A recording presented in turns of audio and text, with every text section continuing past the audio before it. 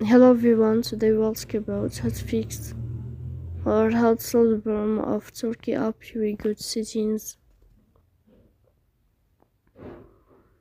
Here you can go to apps, default apps, app settings.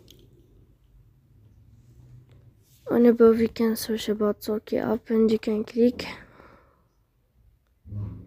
Here in this page of app info you can click on first stop and you can click OK. Here we'll enter to the window of storage. Then you can click on clear cache.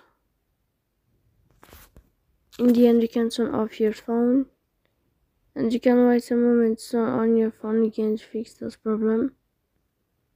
So please don't forget to support us by like and subscribe. See you next time in another video and thank you for your attention and your watching.